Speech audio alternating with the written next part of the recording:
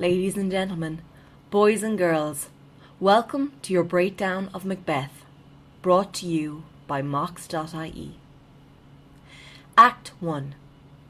Immediately in Scene 1, we are introduced to the god-awful three witches, grim biddies who hint at Macbeth's future and set the tone for the entire play. Fair is foul and foul is fair.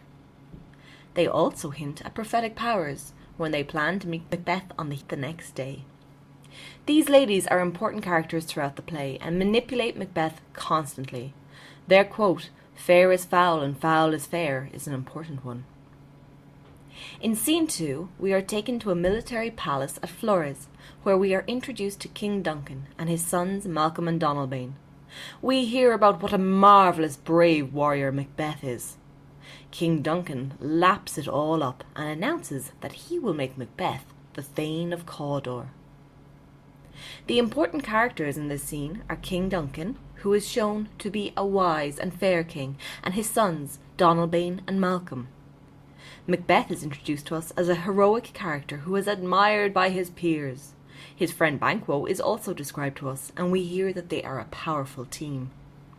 The important quote to remember in this scene is the one pertaining to Macbeth's fighting prowess, as it hints at the development of his later bloodthirsty nature by saying that he faced the enemy and unseamed him from the nave to the chops and fixed his head upon our battlements. In Scene 3, we're back with the witches again, who demonstrate their evil natures by talking about such pleasant pastimes as killing swine and drowning a woman's husband just because she wouldn't share her chestnuts. Macbeth arrives with Banquo and is confused when they call him Thane of Cawdor. Through riddles and rhymes, the witches tell Macbeth that he will be king and tell Banquo that his children will be kings. Then they immediately vanish into thin air, which is a pretty neat trick if you can manage it.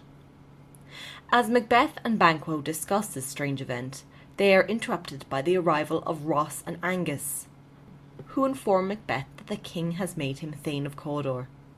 Macbeth is thrilled and wonders if this means that the other prophecy will come true and that he will one day be king. He also contemplates whether he will need to commit murder to obtain his place on the throne. This is the first time we see Macbeth, and our initial picture of him as a noble warrior blurs slightly. We see that along with his bravery and fighting ability, he shows signs of burning ambition. He is eager to hear more on the prophecies and wants to discuss them in greater detail. Let's go through some of the important quotes from the scene.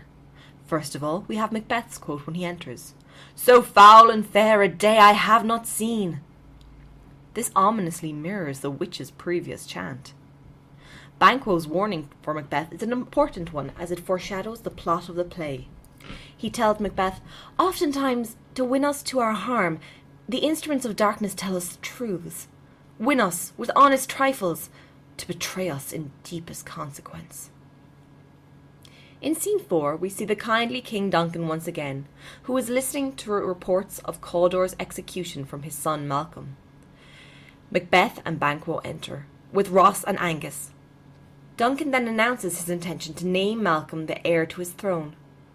Macbeth rejoices, but also privately notes that Malcolm now stands between him and the crown. Plans are made for Duncan to dine at Macbeth's castle that evening. One important quote in the scene comes from Duncan, who talks of the previous Thane of Cawdor, who proved to be a traitor. He says, "There's no ought to find the mind's construction in the face. He was a gentleman on whom I built an absolute trust." This exclamation will prove to be ironic in a number of ways, and again reflects the theme the witches set out at the beginning of the play. Fair is foul and foul is fair.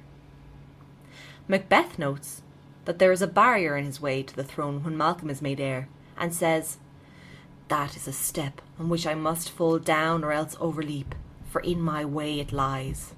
Stars, hide your fires, let not light see my black and deep desires." Scene 5 takes place in Inverness, Macbeth's castle.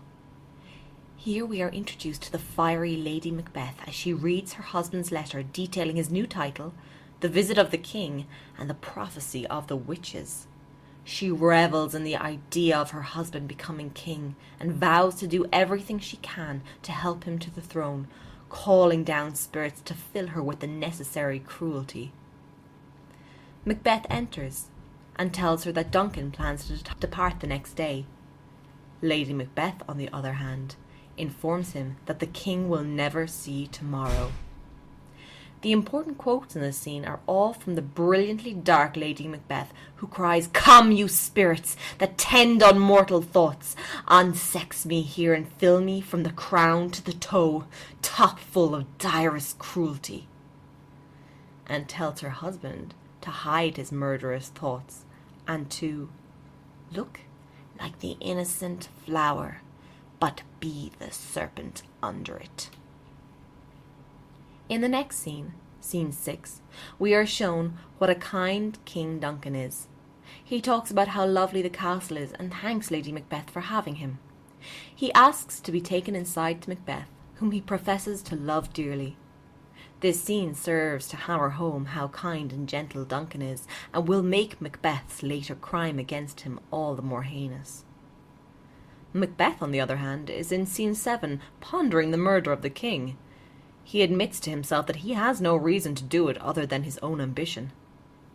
Lady Macbeth enters. Macbeth informs her that he no longer intends to kill Duncan. Well, she doesn't like that at all, and immediately goes about calling him a coward and questioning his manhood.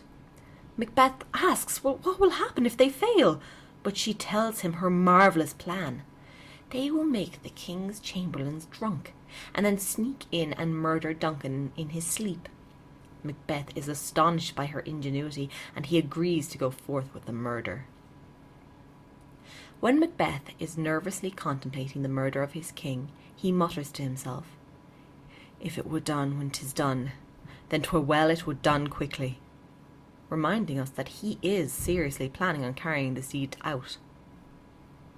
When his nerve fails him, however, his wife must urge him to screw your courage to the sticking place, and he is so impressed by her valour, he tells her to bring forth men children only, for thy undaunted mettle should compose nothing but males.